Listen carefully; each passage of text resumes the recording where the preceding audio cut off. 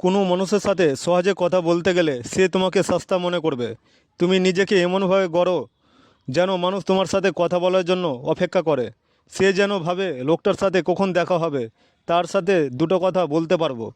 যখন থেকে তোমার কোনো কিছুর আদত হয়ে যাবে, তখন থেকে যে কোনো সময় তুমি বরবাদ হয়ে যেতে পারো।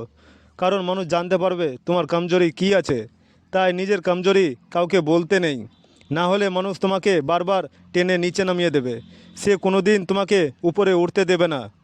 হে খোদা, তুমি আমাকে একা রাখো, আমার কোনো কিছুর আপত্তি নাই, কিন্তু ওই মানুষটার সাথে আমার দেখা না হয়, যে মানুষটা ভালোবাসার অভিনয় করে আমার মন নিয়ে খেলা করবে। গলতি, ভুল আর ঠোকর মানুষকে অনেক কিছু শিখিয়ে দেয়।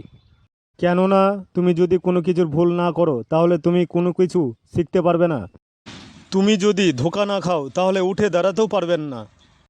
তুমি যদি ভুল করো, ধোঁকা খাও, তাহলে আফসোস করার কোনো দরকার নাই।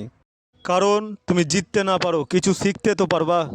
এই পৃথিবীতে তিন ধরনের মানুষ আছে। কিছু মানুষ দেখে দেখে শিখে, কিছু মানুষ ঠেকে শিখে, কিছু মানুষ মার খেয়েও শিখে। তাই শিক্ষার কোনো শেষ নাই। অল্প সময়ের মধ্যে কোনো মানুষকে বিশ্বাস করিও না, কেননা মানুষ তোমার বিশ্বাস নিয়ে খেলা করবে।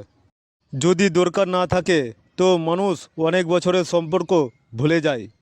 যদি নিজের মানুষের কাছে নিজের সচ্চাই সাবিত করতে হয়, তো ওখানে আমি খারাপই ঠিক আছি। কারণ যেখানে আমি ছোট থেকে বড় হলাম, সেখানকার মানুষ চিনতে না পারে, জানতে না পারে, বুঝতে না পারে, তো ভালো হয়ে কী লাভ। সেখানে খারাপই ঠিক আছে। যার জ্ঞান আছে তার ঘমণ্ড কিসের, আর যার ঘমণ্ড আছে তার জ্ঞান কিসের। কে আপন আছে কে পর আছে জানার কোনো দরকার নাই। যখন তোমার খারাপ সময় আসবে, তখন যে তোমার পাশে থেকে বলবে, ভাই চিন্তা করিস না, আমি আছি তো, সব কিছু ঠিক হয়ে যাবে, তখন তুমি নিজেই বুঝতে পারবা কে তোমার আপন কে তোমার পর। এখন তো সব নিজের মানুষই ধোঁকা দিছে।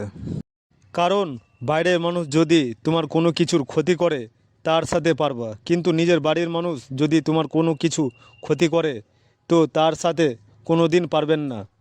তাই কবি বলেছে, এখন দুশ্মনের কোনো দরকার পড়ে না, সবচেয়ে বড় দুশ্মন নিজের বাড়ির মানুষ। তাই সবসময় নিজেকে সতর্ক আর সাবধানে থাকার চেষ্টা করুন। ভালোবাসা এক অদ্ভুত জিনিস, যে কাঁদিয়ে যায় তার কথা বারবার মনে পড়ে। এই পৃথিবীতে সবচেয়ে ভারী বস্তু হচ্ছে মতলব। এইটা যখন শেষ হয়ে যায়, তখন বড় থেকে বড় সম্পর্ক হালকা হয়ে যায়। আর কি করবা তুমি আমার কাছে এসে? তুমি আমাকে হারিয়ে দিয়েছো বারবার সন্দেহ করে।